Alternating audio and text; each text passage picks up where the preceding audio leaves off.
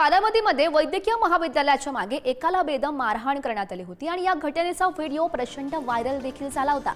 याच प्रकरणाची दखल आता उपमुख्यमंत्री तथा बारामती मतदारसंघाचे आमदार अजित पवार यांनी घेतलेली आहे आणि सज्जड दम दिलाय। यापुढे असं कृत्य कोणी केलं तर मी मकोका लावायला मागे पुढे पाहणार नाही, असं अजित पवार यांनी म्हटलंय। अशा घटना घडल्या की मला मुंबईतून थेट फोन येतात, दादा एवढ्यावर पोटात घ्या अशी विनंती केली जाते, पण अरे पोटात तरी किती घ्यायचं या सांगणाऱ्याला लाज वाटली पाहिजे, असा आक्रमक पवित्रा अजित पवार यांनी घेतल्याचं बघायला मिळालं।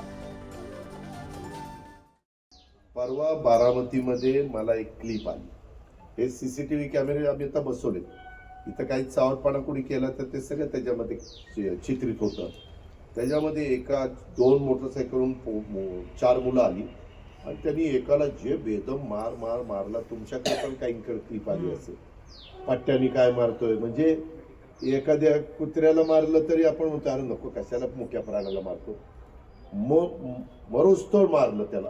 मी पोलिसांना सांगितलं उद्या अजित पवारच्या जवळचा कार्यकर्ता हनुमंतराव कुणी असलं आणि त्याच्या मुलांनी जरी असलं केलं तर त्याचा बंदोबस्त करायचा।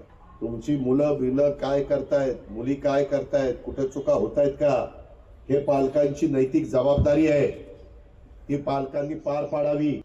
आणि मला तिकडे फोन येतात मुंबईत, जाऊ दे दादा ते चुकलं, एकदा पोटात घ्या, पोट फुटायला लागलं काय पोटात घ्या काही सांगतात। सांगणाऱ्याला पण लाज लज्जा शरम कशी वाटत नाही?